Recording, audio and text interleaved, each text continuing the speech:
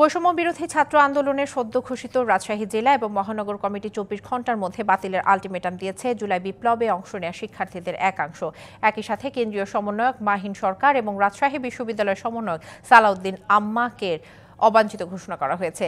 সকালে নগরীর জিরো পয়েন্টে সংবাদ সম্মেলনে এই ঘোষণা দেয় শিক্ষার্থীরা। লিখিত বক্তব্যে তারা জানান, একটি স্বার্থান্বেষী মহল জুলাই বিপ্লবের প্রকৃত নায়কদের মাইনাস করে ৫ই আগস্টের পর সুবিধাভোগী কিছু অনুপ্রবেশকারীদের মাধ্যমে প্রহসনের পকেট কমিটি গঠন করেছে, যাদের বিরুদ্ধে বিভিন্ন প্রতিষ্ঠান এবং বাজারে চাঁদাবাজি, ক্ষমতার দখল এবং সুবিধা নেওয়ার অভিযোগ রয়েছে। অনেকেই ফ্যাসিবাদী আওয়ামী লীগের রাজনীতির সঙ্গে যুক্ত। তাদের কমিটিতে স্থান দিয়ে জুলাই বিপ্লবের চেতনাকে অপমান করা হয়েছে।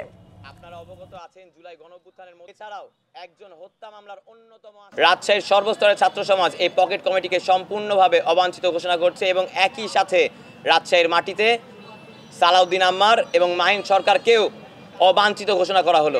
আমরা রাজশাহীর ছাত্র সমাজ এই অবৈধ পকেট কমিটি বাতিলের দাবি জানাচ্ছি এবং ২৪ ঘন্টার মধ্যে এটি বাতিল করার জন্য কেন্দ্রীয় সমন্বয়ক নাহিদ ইসলাম, আসিফ মাহমুদ এবং হাসনাত আবদুল্লাহ ভাইয়ের হস্তক্ষেপ কামনা করছি।